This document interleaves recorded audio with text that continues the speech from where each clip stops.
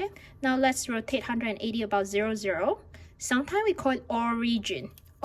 So 0, 0, when x equal to 0, y equal to 0, right at the center, right up here, rotating 180 degrees. So I'm expecting if I draw an arrow going upward, it will eventually move all the way 180 degrees to point downward eventually. Okay, so now let's put a baking paper right on top of it.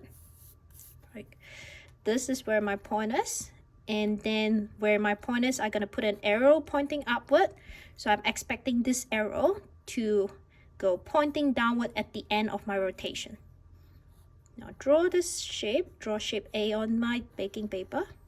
Put my pencil right at the center of this invariant point because it's not moving, and I'm start turning around.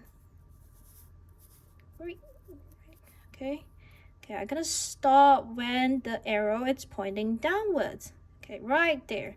So this is where my shape will be. So let's opening up.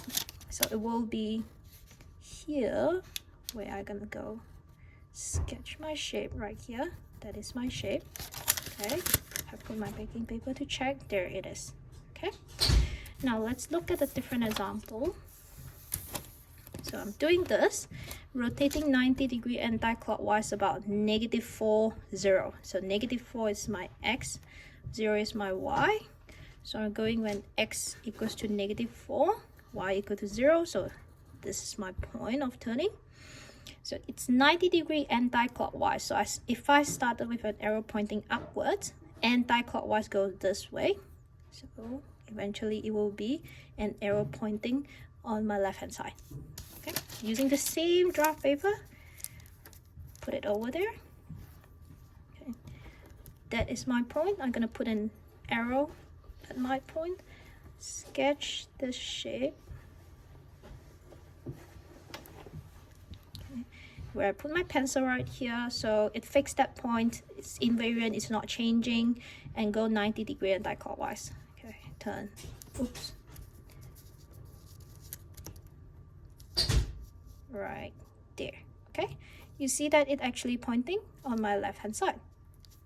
Okay, hold on, where's my shape? My shape is right there. Okay, so it can help. You can hold your paper and say, is this point, that point, put it and check, say it's that point, and it's there.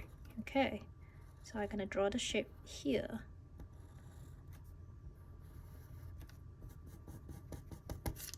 Put it there, check. Yes, I'm correct.